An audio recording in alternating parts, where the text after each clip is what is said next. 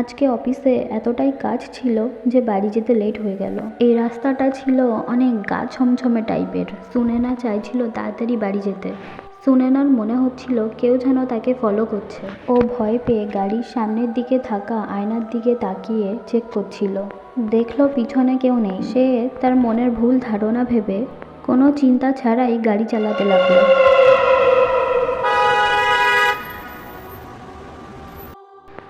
আপনি কি পাগল হয়ে গেছেন? গাড়ির সামনে কেন আসছেন? মরবেন বলে নাকি? এত কথা বলছি, আপনি কি শুনতে পাচ্ছেন না? মহিলাটি কালো শাড়ি পরেছিল, চুল খোলা ছিল। মহিলাটি সুনেনার দিকে তাকিয়ে বলতে লাগলো, মরতে আসিনি, বাঁচাতে এসেছি। বাঁচাতে? কাকে বাঁচাতে? আপনি কি পাগল হয়ে গেছেন? মহিলাটি কোনো কথা না বলে তার ডান হাত তুলে গাড়িটি ছুঁলো। ছোঁয়া মাত্রই গাড়িটি বরফের মতন ঠান্ডা হয়ে গেল। মহিলাটি বলতে লাগলো, তোর আর তোর পরিবারকে বাঁচাতে আমি এসেছি। তোর অনেক বড় ক্ষতি হতে চলেছে। সুনেনা বলল, কি সব উল্টোপাল্টা কথা বলছো? প্লিজ এখান থেকে চলে যাও। মহিলাটি সুনেনার দিকে তাকিয়ে বলতে লাগলো, আজ যদি আমি এখান থেকে চলে যাই তাহলে তুই কালকে সূর্যটা দেখতে পাবি না। তাহলে ভেবে বল এখন তুই কি করবি? সুনেনা অনেক চিন্তা করে গাড়ির দরজাটা খুলে দিল। সুনেনা গাড়ি চালানো শুরু করলো আর মহিলাটির সাথে বলতে লাগলো, আমি কিন্তু সোজা বাড়ি যাব। আমাকে অন্য কোথাও নিয়ে যাবার চেষ্টা করলে আমার থেকে খারাপ কিন্তু কেউ হবে না। মহিলাটি হেসে বলতে লাগলো, তোর ঘর তোর সুরক্ষিত রাখবে না যতক্ষণ না তুই আমার কথা শুনে চলবি। কিছু দূর এগিয়ে মহিলাটি চিৎকার করে বলতে লাগলো, থাম, এখানেই থাম।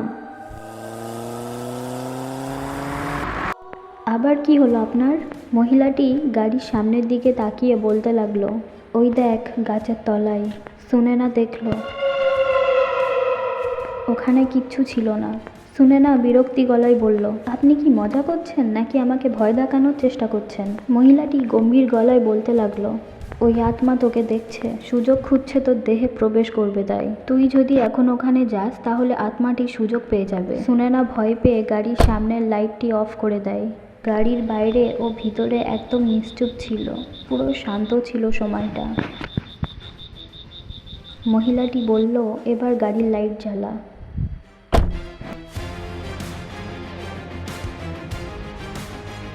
সুনেনা ভয় পেয়ে কাঁপা সুরে বলতে লাগলো, এটা এটা কখন পড়লো? এক্ষুনি তো রাস্তা ফাঁকা ছিল এখানে।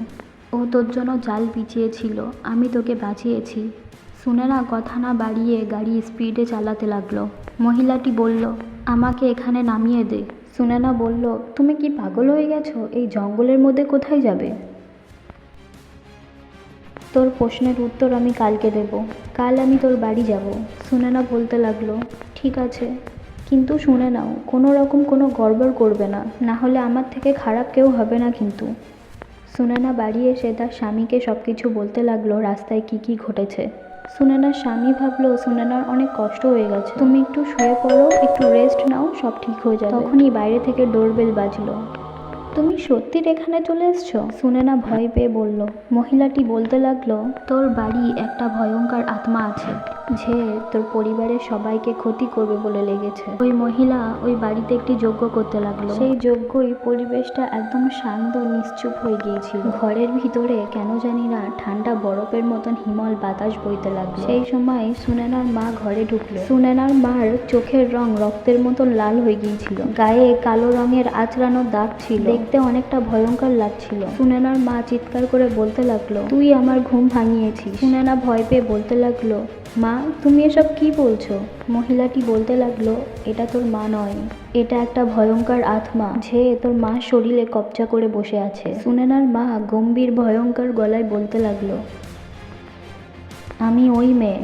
সুনেনার মা আমাকে ঠকিয়ে মেরে ফেলেছিল, এখন আমি প্রতিশোধ নেব সবাইকে মেরে। কেউ আমার পথের কাটা হয়ে আসলে আমি তাকেও মারবো, কাউকে ছাড়বো না আমি। সুনেনা বলতে লাগলো, এটা মিথ্যে বানানো কথা, আমার মা এরকম কোনো কিছুই করতে পারে না। তুই সত্যি শুনতে চাস? শোন তাহলে, আজ থেকে 30 বছর আগে তোর মা সম্পত্তির জন্য আমাকে মেরে দিয়েছিল। আমরা দুই বোন ছিলাম, আমাকে মেরে সব সম্পত্তি নিজের নামে করবে সেই জন্য আমাকে মেরে একটা আত্মহত্যার রূপ দিয়েছিল। শুনে না এইসব নিজের কানে শুনে বিশ্বাসই করতে পারলো না। আমি কাউকে ছাড়বো না, সবাইকে মেরে দেবো। শুনে না তার মাকে ডাকলো। মা, ইনি যা বলছেন তা সব কি সত্যি? তুমি সত্যিই এরকম করেছো? সুনয়নার মা আত্মার হাত থেকে একটু বেরিয়ে বলতে লাগলো, হ্যাঁ, এগুলো সত্যি। আমি আমার বোনকে মেরেছি সম্পত্তির জন্য। আমাকে ক্ষমা করে দে মা, আমি এই সব কিছু করেছি তোর ভবিষ্যতের জন্য।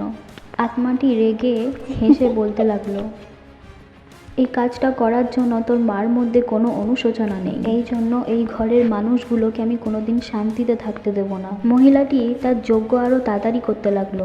যজ্ঞ তাড়াতাড়ি করার সঙ্গে সঙ্গে সুনয়নার মার শরীর কাঁপতে লাগলো। সুনয়নার মার শরীর দিয়ে কালো ধোঁয়া বেরোতে লাগলো। আত্মাটি আবারও হেসে বলতে লাগলো, আমি অনেক ব্যথা সয়েছি, এখন আমি তোর ব্যথা দেখতে চাই। দেখি তুই কত সহ্য করতে পারিস।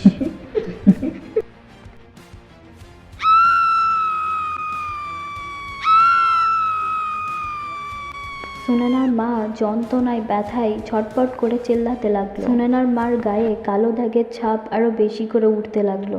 আত্মাটি রেগে বলতে লাগলো, তুই আমার জীবনটা শেষ করে দিয়েছিস, আমি তোর জীবনটা একেবারেই শেষ করে দেবো। সুনয়না ভয় পেয়ে বলতে লাগলো, প্লিজ আমাদেরকে ক্ষমা করে দাও, আমার মার ভুল হয়ে গেছে, আমি ক্ষমা চাইছি আমার মার জন্য, দয়া করে আমার মাকে ছেড়ে দাও। এই আত্মা অনেক শক্তিশালী, একে থামানো অনেক কঠিন, কিন্তু আমি চেষ্টা করব।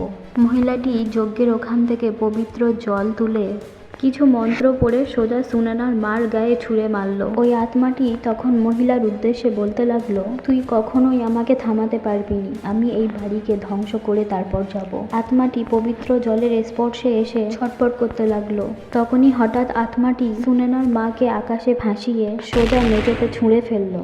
সুনয়নার মা ওখানেই ছটফট করতে করতে মারা গেল। পরিস্থিতি অনেক শান্ত হয়ে গেল। সুনয়নার বাবা এইসব দেখে যেন বিশ্বাসই করতে পারছে না। তখন মহিলাটি বলতে লাগলো, এই আত্মা এখনো কোথাও যায়নি, এ আবারও ফিরে আসতে পারে। এই আত্মা তার প্রতিশোধ নিতে আবারও ফিরে আসতে পারে। সুনয়না তার মৃত মায়ের পাশে বসে অঝরে কাঁদতে লাগলো। আত্মাটি তার প্রতিশোধ নিয়েই ছাড়লো। আত্মাটি শেষ পর্যন্ত একটা খুশি পরিবারকে ধ্বংস করেই দিল। সুনয়নার মার মৃতদেহটি ওখানেই পড়ে থাকলো। ওই আত্মাটি যাবার পরেও ফিরে আসার আরেকটি আতঙ্ক ছড়িয়ে দিল।